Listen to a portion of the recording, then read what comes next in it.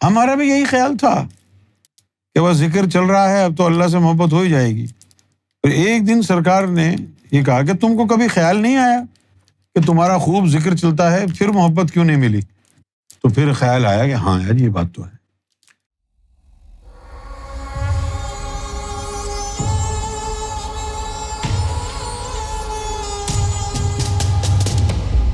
محبت الہی کا تعلق صرف عبادت اور اذکار سے ہے، یہ دل کے اندر ایک مخصوص ذکر قلبی یا روشنی وائبریشن بھی ضروری ہے۔ محبت کا تعلق نہ ذکر الہی سے ہے نہ کسی اور چیز سے۔ ذکر الہی تو دل کو پاک صاف کرتا ہے، ذکر قلب سے محبت الہی نہیں ملتی۔ جب ذکر سے دل پاک صاف ہو جاتا ہے اس کے بعد اللہ امتحان لیتا ہے، لن تنالوا البر حتی تنفقوا مما تحبون۔ اس امتحان میں پھر جو کامیاب ہوتا ہے پھر اللہ اس قلب کو اپنی محبت عطا کر دیتا ہے۔ یہ نہیں ہے کہ ذکر چلا اور محبت ہو گئی آپ، نہیں، ذکر قلب چلنے کے بعد امتحان ہوتا ہے، تو جو اس امتحان میں پورا اترے اللہ اس کو محبت عطا کر دیتا ہے۔ بھئی اگر ذکر فکر سے ہی محبت ہوتی تو اللہ تعالیٰ حضور پاک کے قلب کو 5000 سال مقام محبت میں کیوں رکھتا؟ ان کے دل میں اللہ اللہ نہیں ہوتی تھی۔ اسی طرح لوگوں کا یہ خیال ہے کہ وہ یا گوہر کا ذکر کریں گے تو سرکار سے محبت ہو جائے گی۔ محبت اتنی فضول، اتنی آسان چیز تھوڑی ہے، اتنی سستی تھوڑی ہے کہ آپ ذکر کریں آپ کو مل جائے گی۔ ہمارا بھی یہی خیال تھا کہ بس ذکر چل رہا ہے، اب تو اللہ سے محبت ہو ہی جائے گی۔ پھر ایک دن سرکار نے یہ کہا کہ تم کو کبھی خیال نہیں آیا کہ تمہارا خوب ذکر چلتا ہے، پھر محبت کیوں نہیں ملی؟ تو پھر خیال آیا کہ ہاں یار یہ بات تو ہے۔ تو سرکار نے فرمایا ذکر فکر سے محبت نہیں آتی، ذکر قلب صرف دھونے کا ذریعہ ہے۔ دھونے کے بعد پھر اللہ کہتا ہے اگر محبت چاہیے تو اپنی وہ چیز قربان کر جو تجھے سب سے زیادہ پیاری ہے۔ اور انسان کو دھوکا ہے جب یہ کہتا ہے مجھے اولاد پیاری ہے، مجھے ماں باپ پیارے ہیں، مجھے بیوی پیاری ہے۔ انسان کو حقیقت میں ان سب سے زیادہ جو پیاری چیز ہے اس کی انا ہے، انانیت۔ اور جب تک وہ آپ کی انا کو توڑے گا نہیں، محبت عطا نہیں کرے گا، وہ کرش کرتا ہے انا کو، توڑتا ہے۔ پھر سرکار نے اس کی یہ بات فرمائی ہے کہ جو رہبر ہے تمہارا، اپنی خواہش مار کے اس کی خواہش پوری کرنی پڑتی ہے، یہ امتحان ہے۔ اپنی خواہش مار کے اس کی خواہش پوری کرنی پڑتی ہے۔ بھائی تو نے اپنی خواہش کا گلا گھونٹا اور یار کی خواہش کے اوپر اپنا سب کچھ قربان کر دیا، یہی انانیت کا امتحان۔ کہتے ہیں کسی کو پیسہ پیارا ہے، کسی کو اولاد پیاری ہے، کسی کو ماں باپ پیارے ہیں، کسی کو بیوی پیاری ہے، لیکن حقیقت میں کہانی کچھ اور ہے۔ کہانی ہے کہ انسان کو جتنی پیاری اپنی انا ہے اتنا پیارا کوئی نہیں، باقی دھوکا ہے۔ جیسے چھوٹی سی ایک بات ہے، اگر آپ کی بیوی کو کوئی دیکھے آپ کو بہت برا لگتا ہے، اگر وہی عورت آپ کی بیوی نہ ہوتی اور پھر اسے کوئی دیکھ رہا ہوتا تو پھر آپ کو پرواہ بھی نہیں ہوتی۔ تو پھر رشتہ ہونے کے بعد، بیوی بننے کے بعد کیوں تکلیف ہو رہی ہے؟ کیونکہ اب آپ کی انا سے تعلق ہے اس کا، یہ میری بیوی ہے۔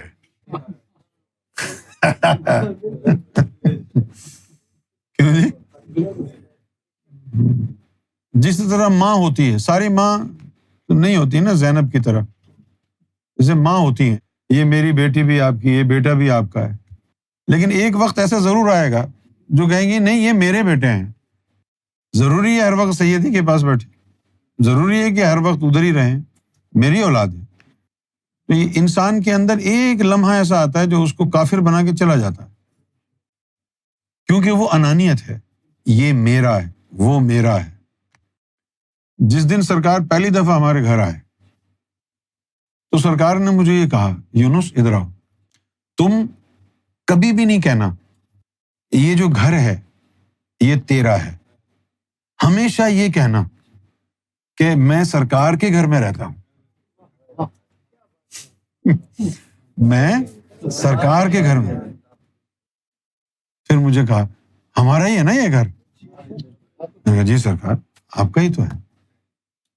تو اس کے بعد یہ ذہن میں بات آئی کہ یہ جو کپڑے پہنے ہیں یہ سرکار کے دیے ہوئے ہیں، یہ گاڑی جو ہے، اچھا ایک تو آدمی خود ہی ادب میں ایسا بولتا ہے، ہی ڈزنٹ مین اٹ کہ یہ سب کچھ سرکار کا ہی ہے، لیکن اس کا مطلب نہیں ہوتا ہے یہ سرکار کا ہے تو دے دے سرکار کے نام پہ، نہیں میں جو کچھ بھی تو کچھ کرنا ہے، یہاں سے بات ڈفرینٹ ہو جاتی۔ لیکن سرکار نے یہ کہا کہ تو کبھی بھی نہیں سوچنا کہ ہم تیرے گھر پہ رہ رہے ہیں، تو ہمیشہ یہ سوچنا کہ تو ہمارے گھر رہ رہا ہے۔ تو جب یہ سوچ آ گئی تو خدا کی قسم اتنے سال سرکار جو تشریف فرما ہوئے، صرف اس وقت گیا ہوں سرکار کے کمرے کی طرف یا اوپر جب سرکار نے بلایا ہے، اللہ کی عزت کی قسم ایک دفعہ اپنی مرضی سے نہیں گیا، ایک دفعہ اپنی مرضی سے نہیں گیا، ایک دفعہ اجازت لی ہے پھر اندر گئے، انتہائی ایمرجنسی کی حالت میں، ورنہ نہیں، سرکار نے بلایا ہے تو گئے۔ لہذا لوگ تو سرکار سے روز ملنے آتے، لیکن آپ کو معلوم ہے خدا کی قسم سرکار ہمارے گھر میں ہیں اور 2 مہینے سرکار سے ملاقات نہیں ہوئی۔ سرکار بلائیں گے تو جاؤں گا، بلایا ہے تو گیا ہوں، ورنہ کفر ہے۔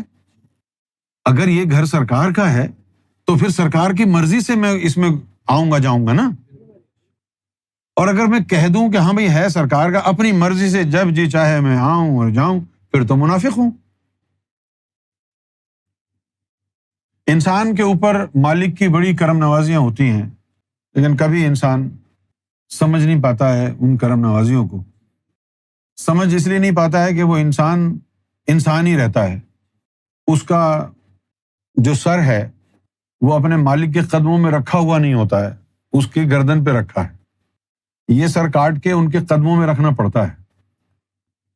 تو جب ہم کو یہ پرواہ ہوتی ہے کہ یار دیکھو میں جو بھوک بھی لگ رہی ہے، میرے پاس کپڑا بھی نہیں ہے، میرے پاس یہ بھی نہیں ہے، میرے پاس وہ بھی نہیں ہے، تو یہ تو کافروں کے، منافقوں کے، دجالیوں کے بیہیویئرز کی داستان ہے۔ جو ان کا ہونا چاہتا ہے وہ شکایت نہیں کرتا، بھلے کھانا ملے یا نہ ملے، کوئی چیز ملے یا نہ ملے، کچھ باقی بچے یا نہ بچے، میرا مجھ میں کچھ نہ ہی، آپ کا تو کچھ رہا نہیں نا، کیونکہ اس کے بدلے میں آپ کو کیا مل رہا ہے؟ رب۔ جو رب کے متلاشی ہوتے ہیں وہ کسی بات کا شکوہ نہیں کرتے، کھانا ملا ہے نہیں ملا ہے، آرام ملا ہے نہیں ملا ہے، نہیں کرتے۔ ایسا ہو ہی نہیں سکتا کہ بغیر آزمائش کے، بغیر امتحان کے محبت مل جائے۔ میرا اپنا خود گمان یہی تھا کہ ذکر کے ذریعے محبت آ جاتی ہے، لیکن سرکار نے بالکل کلیئرلی فرمایا کہ نہیں، ذکر اللہ سے صرف دل صاف ہوتا ہے، محبت نہیں آتی۔ محبت کے لیے پھر اللہ تعالیٰ کی آزمائش ہے۔ اللہ کی آزمائش کون لیتا ہے؟ مرشد لیتا ہے۔ اور کس طرح لیتا ہے؟ وہ یہ نہیں کہے گا کہ یہ آزمائش ہے، تجھ سے کوئی ایسی چیز مانگ لے گا جو تجھے سب سے زیادہ پیاری ہے، تو پھر اس وقت مرشد کی خواہش پوری کرنی ہے، اپنی خواہش کو مارنا ہے، اب وہ خواہش کچھ بھی ہو۔ اللہ تعالیٰ جب اس طرح کے امتحان لیتا ہے تو اس وقت وہ تو مکمل بندے کو تباہ اور برباد کر دیتا ہے، ماں کو مار دے گا، بیوی کو مار دے گا، بچوں کو مار دے گا، پوری دنیا میں شیطان ثابت کر دے گا تجھے۔ اللہ اپنے امتحانوں میں پوری دنیا پتھر اٹھا اٹھا کے زندیق سمجھ کے تجھے مارے گی، ایسے تھوڑی ملتا تھا اللہ۔ پورا جسم خون رشتہ تھا، جہاں سارے شہر کا کچرا پھینکا ہوتا تھا وہاں عاشق کی لاش پڑی ہوتی تھی۔ تو اگر 10 گھنٹے مشن کو دے کے احسان چڑھاتا ہے، ساری آسائشیں مل جائیں تجھے، روٹی دیر سے مل جائے تو ناراض ہو جاتا ہے؟ یہ نخرہ تو کافروں کا ہے، یہ نخرہ تو منافقوں کا ہے۔ عاشق تو بے زبان ہوتا ہے، وہ تو اپنے کسی درد پر شکوہ نہیں کرتا کہ میرا یہ چلا گیا، میرا وہ چلا گیا، مجھے یہ نہیں ملا، مجھے وہ نہیں ملا۔ کرم سے ہی ہوتا ہے مرشد کے۔ لیکن یہ جو انانیت کا بت جب توڑا جاتا ہے، وہ جو وقت ہے، وہ جو ایام ہیں، ان سے جو گزرنا ہے، اب یقین کریں سرکار گواہ ہیں، سرکار نے فرمایا تھا ایک دفعہ کہ اس راستے میں بندے کو 360 دفعہ مرنا پڑتا. تو عرض کیا کہ سرکار اس کا مطلب کیا ہے؟ فرمایا کہ 360 واقعات، مقامات ایسے آتے ہیں اس کی زندگی میں کہ جب وہ سوچتا ہے کہ یار اس سے بہتر تھا کہ میں مر جاتا، ایسی مصیبت میں پھڑ جاتا ہے، سوچتا تھا اس سے تو بہتر تھا میں مر ہی جاتا. 360 ایسے مقامات آتے ہیں جب وہ انانیت کی گردن پر چھری پھیرتا ہے مرشد. وہ باتیں ایسی ہیں کہ میں محفل میں بول نہیں سکتا. نہیں وہ بولنے والی نہیں ہے نا. نہ تم لوگوں کی ہمت اور مردانگی ہے. مرد وہ تھوڑی ہوتا ہے جو چھوٹی چھوٹی باتوں پہ رونے لگ جاتا ہے. مرد وہ ہوتا ہے جو مرضی ہے کر لو.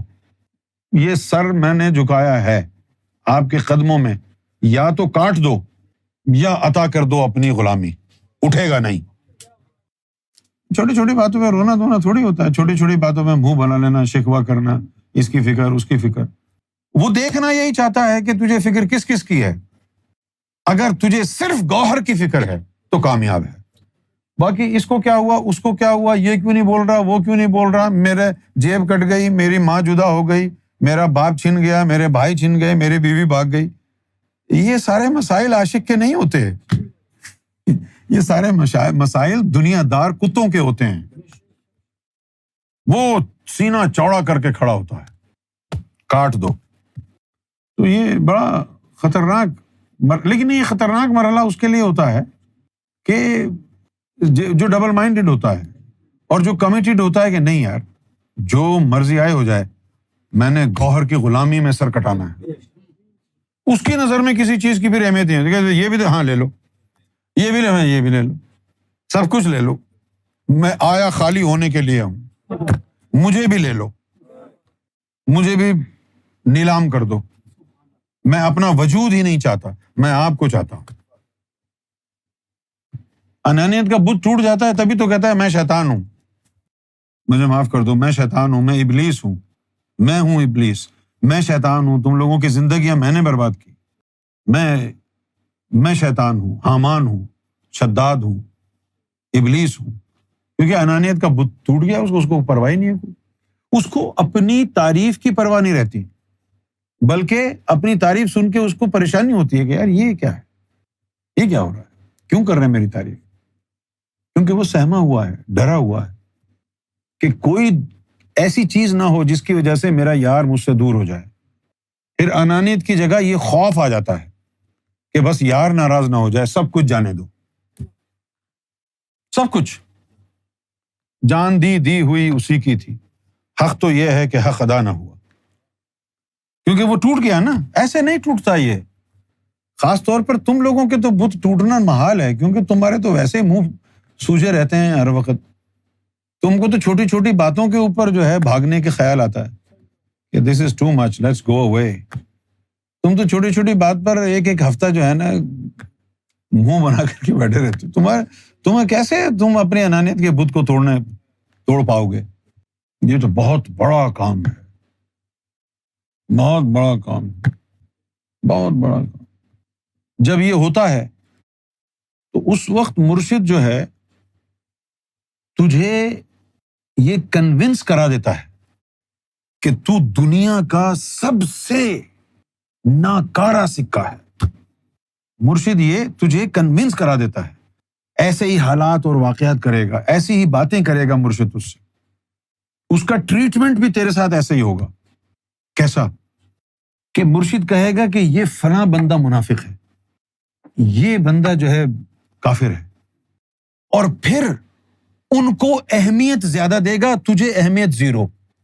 وہ غلط کریں گے تو تعریف کرے گا ان کی مرشد، اور تو اچھا کام کرے گا، تو مرشد سے مخلص ہوگا، تو اپنی جان بھی مرشد پر قربان کرے گا. مرشد پھر بھی کہے گا نہیں مجھے تیرا عمل پسند نہیں آیا، ہم سے بات نہیں کیا کرو، ہمارے سامنے نہیں آیا کرو، نظروں سے دور رہا کرو، ہمیں بڑی کوفت ہوتی ہے تمہاری شکل دیکھ کے. مرشد ایسی باتیں کرے گا تو انسان کہاں جائے گا؟ یہاں ہے کوئی بندہ ایسا جس سے میں ایک لفظ ایسا بولوں اور وہ ٹک جائے؟ یہاں نہیں. اب وہ جیسے ظفر مردود تھا، اس نے اتنی بڑی سرکار کی بارگاہ میں گستاخی کی، اس کے بعد بھی سرکار نے مجھے حکم دیا کہ تم معافی مانگو۔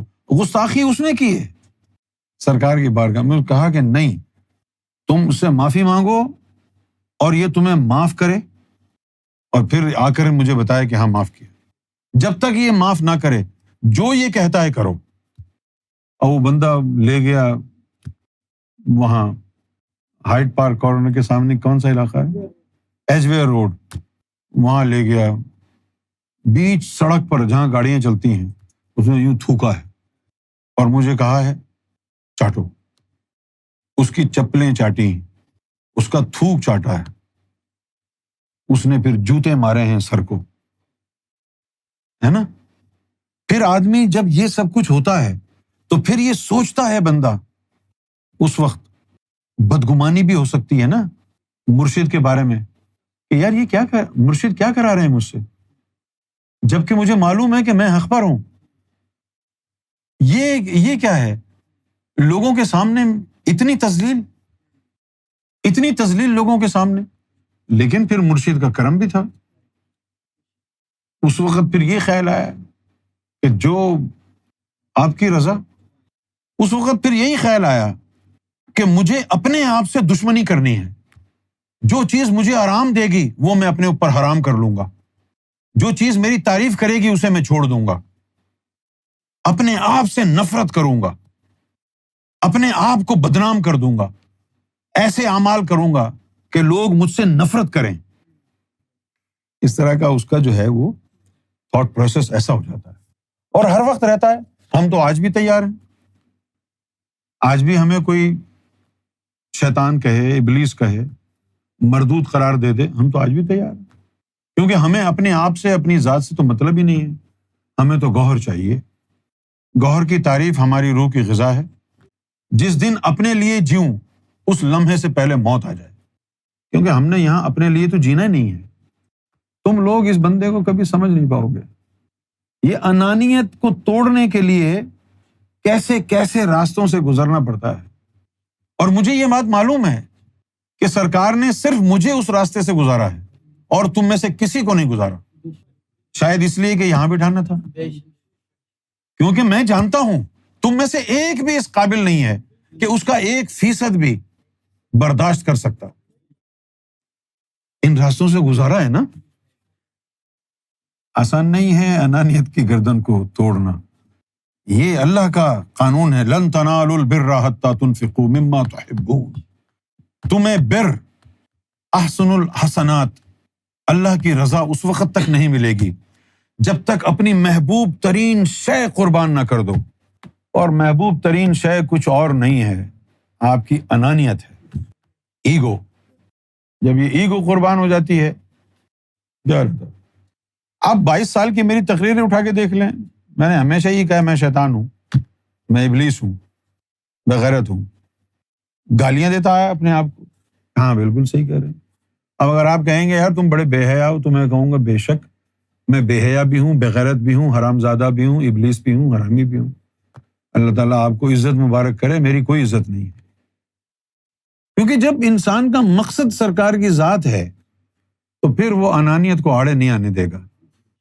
اگر گوہر سے محبت ہے تو پھر اپنے آرام، اپنے چین، اپنے سکھ کو ایک لمحے کے لیے نہیں سوچے گا یار میرا چین کہاں ہے، میرا سکھ کہاں ہے، میری زندگی کہاں ہے، میرے فلاں چیز کہاں ہے، میرا پیسہ، میری عیش و آشائش، یہ سب کچھ کہاں ہے، میرے نام کی بدنامی کہاں ہے۔ اب دیکھو یار اس سے بڑھ کر کیا بدنامی ہوگی، مجھے بتاؤ اس سے بڑھ کر کیا بدنامی ہوگی کہ آپ کا مرشد جو ہے غیبت میں چلا جائے، پورے گھرانہ کہہ دے یہ مرشد کا قاتل ہے، اس نے زہر دیا ہے، اس نے یہ کیا ہے، اس نے وہ کیا ہے،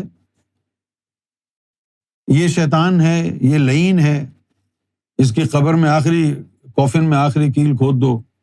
نہیں ہوا ہے سب؟ کون سا سینہ ہوگا جو یہ برداشت کرے گا؟ جس کے نام پر جیتا مرتا ہو آدمی، اس کے حوالے سے یہ کہا جائے کہ تم نے زہر دیا ہے کوئی سینہ برداشت کرنے والا؟ اب جب اتنے بڑے بڑے ستم سہلی ہیں تو اب فرق نہیں پڑتا ہے، لیکن ادھر یہ بھی لکھا ہوا ہے نا، علامہ اقبال نے کہا زخم کھا کے آ برنا نہیں ہے شان درویشی۔ اب ایک یہ دیکھو نمائندہ مہدی، اب ایک جو ہے یہ ہے نمائندہ مہدی بنا کے بٹھا دیا ہے۔ کیا ہے یہ بھی ایک وہ ہے نا، یعنی کھلونا ہے اور کیا ہے۔ خدا کی قسم سرکار گواہ ہے، جو بندہ اپنی منزل کو پہنچ جائے، اس دنیا سے تعلق کٹ جائے، نفس کا بھی کٹ جائے، دل کا بھی تعلق کٹ جائے، منزل کو پہنچ جائے، اس کے بعد وہ ایک لمحے زندہ رہنا نہیں چاہتا، اس دنیا میں نہیں رہنا چاہتا۔ اتنی غلاظت ہے اس دنیا میں، یہاں کا سانس لینا دشوار ہے۔ میں تو کئی دفعہ رات کو سوتا ہوں تو میں چلا جاتا ہوں، وہاں میرے بستر پر لاش پڑی ہوتی ہے، خدا گواہ ہے، لاش پڑی ہوتی ہے، اور میں تو آنا ہی نہیں چاہتا واپس، لیکن وہ اندر کے جثے ہیں وہ بیڈ پر بیٹھے رہتے، وہ زور زور سے جسم کو ہلاتے ہیں، جس کی وجہ سے اس روح کو گھنٹی بجتی ہے، وہ واپس آنا پڑتا ہے۔ کئی دفعہ اس ارادے سے نکل گیا، ہم نے آؤں گا نہیں، دن میں تو جا نہیں سکتے کہیں، 100 کام ہیں ادھر ادھر، رات میں جب جا کے لیٹے ہیں۔ اب جیسے 2 دن پہلے کیا ہوا کہ میرے دل میں خیال آیا کہ دیکھو یار، سرکار نے یہاں بٹھا دیا، اب سرکار پوچھتے بھی نہیں ہیں، کوئی ایک دفعہ حال چال ہی پوچھ لیں آ کے، بندے کا کیا حال ہے، کیا کس مطلب پتہ ہے کہ سب کچھ معلوم ہوگا، لیکن بھئی آپ کو سب کچھ معلوم ہے، مجھے اس سے کیا فائدہ مجھے تو کوئی ایک دفعہ حال پوچھ لیں تو زندگی رینیو ہو جائے گی۔ خیر خیال آیا تو میں سوچا کہ بس ٹھیک ہے، اگر ان کو اتنا بھروسہ اتنا اعتماد ہے کہ ٹھیک ہے ہمارا بندہ ہے، ہم نے چھوڑ دیا، ملیں نہ ملیں، اپنے اوپر کوئی برڈن نہ رکھیں کہ نہیں بھائی کہیں وہ گھوم نہ جائے دماغ اس کا، کہیں بھاگ نہ جائے، گمراہ نہ ہو جائے۔ اب ایسی چیزیں مجھ سے تو نہیں ہے نا، یہ تو لوگوں سے ہوں گی نا تو اس لیے سوچا کہ ٹھیک ہے، دیدار عطا فرمائے تو آپ کا کرم ہے۔ تو اب 2 دن پہلے جا کے لوگ بیٹھے ہوتے ہیں میرے ساتھ، اب میں ان کو کہتا ہوں بھائی مجھے نیند آ رہی ہے جاؤ، کبھی کوئی آ جاتا ہے، کبھی کوئی آ جاتا ہے، لیکن کبھی کبھی پھر میں سختی کرتا ہوں، چلو بھائی اٹھو یہاں سے دفع ہو جاؤ۔ تو 2 دن پہلے یہی ہوا کہ وہ میں یوں بیٹھا ہوں، یوں گردن لٹک رہی ہے، تو میں پھر سمجھ گیا کہ کوئی معاملہ ہے۔ اب وہ سب کو بھیج بھاج کے جیسے ہی آنکھ بند کی، لطیفہ روح لطیفہ انا سب کو یوں سرکار نے پکڑ کے اور چلو چلتے چلے۔ اب وہ وہاں سنہرے رنگ کا ایک دریا، ایسے یعنی بحر ریاض، اس طرح کی چند چیزیں ہیں جیسے امواج الریاض، امواج۔ اب وہ میں نے دیکھا کہ سرکار نے اس میں وہ جو بحر ریاض ہے، سرکار نے مجھے گدی سے یوں پکڑا ہوا ہے اور یوں یوں ڈبکی لگا رہے، یوں یوں ڈبکی اس میں لگا رہے، اور بڑا مزہ آ رہا ہے، بڑی ڈبکیاں لگائیں، پھر پپی کی، مسکرائے اور فرمایا کہ اب ٹھیک ہے۔ یہ 2 دن پہلے کی بات، سرکار کی ذات گواہ ہے، میں آپ لوگوں کو وہ دینا چاہتا ہوں جو کائنات میں کسی نے سوچا بھی نہیں ہے، لیکن میں دیکھتا یہ ہوں آپ لوگ اس کے لیے نہ ذہنی طور پر تیار ہیں، نہ قلبی نہ روحانی طور پر، کیونکہ آپ کی اپنی بڑی پوزیشنز ہیں، یہ بھی میرا، یہ بھی میرا، یہ بھی میرا، اب وہ سب کچھ اپنے پاس رکھ لو، وہ کیسے ملے گا؟ اس کے لیے تو سب کو دل سے نکالنا پڑتا ہے. بھلے آپ ان کے ساتھ کھائیں پیئیں اٹھیں بیٹھیں لیکن ان کو دل میں نہ لے جائیں, باہر باہر رکھیں. دنیا چھوڑنے سے مراد دنیا چھوڑنا نہیں ہے, دنیا کو دل سے نکالنا ہے. دیکھو اب غوث پاک بہترین چیزیں کھاتے تھے, پیتے تھے, اچھے کپڑے پہنتے تھے, جو دنیا دار بھی نہیں کرتے, لیکن آپ دنیا دار نہیں تھے. دنیا دار کون ہے؟ بھلے ظاہر میں بھکاری ہو, فقیر ہو, بھوکا مرے, دل میں دنیا کی محبت ہے تو دنیا دار ہے. اور بھلے ظاہر میں بلینئر ہو, اعلیٰ سے اعلیٰ کھانا کھاتا ہو, اچھے کپڑے پہنتا ہو اور کروڑوں اربوں روپے کی گاڑیاں چلاتا ہو, لیکن دل میں دنیا نہیں ہے, وہ تارک الدنیا ہے. دنیا دار وہ جس کے دل میں دنیا. اسی طریقے سے جو تم کو رب نے دیا ہے ان کو باہر رکھو, جیو ان کے ساتھ, بیٹھو ان کے ساتھ, زندگی بتاؤ, لیکن ان کو دل میں نہ لاؤ. دل میں گوہر رہے. دل میں لانا اور نہ لانے سے کیا مراد ہے؟ ترجیح تم اس کو دو گے جو دل میں ہوگا. اگر دل میں نہیں ہے, گھر میں رہتا ہے تو خیر ہے, کبھی بھی ایسا نہیں ہوگا کہ گھر میں رہنے والے کو ترجیح دے گا تو. اگر دل میں گوہر رہتا ہے تو ترجیح گوہر کو ہی دے گا وقت آنے پر. سمجھ میں آئی بات؟ باہر باہر رہیں. اس لیے دل میں کوئی نہیں ہے, ہمارے دل میں کوئی نہیں, صرف گوہر ہے. اس لیے ترجیح بھی گوہر ہے. تم کہتے ہو زبان سے کہ ترجیح گوہر کو دو, کیسے دو گے؟ گوہر کو ترجیح تب دو گے جب دل میں گوہر ہوگا.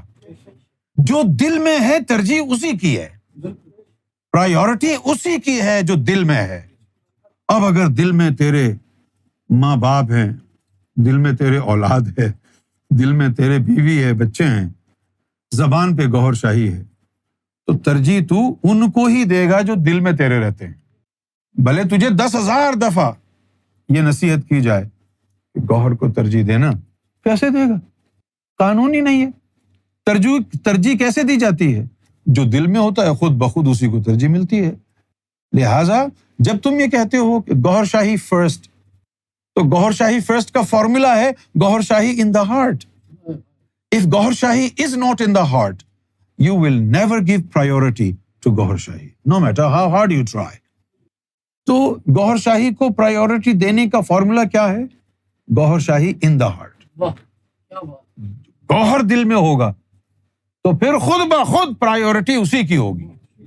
اگر دل میں گوہر ہوا, زبان پر گوہر ہو, دل میں کچھ اور ہو, تو پھر کہیں جی پرائیورٹی دو, وہ کیسے دے گا؟ اسی طرح منافقت جاری رکھے گا.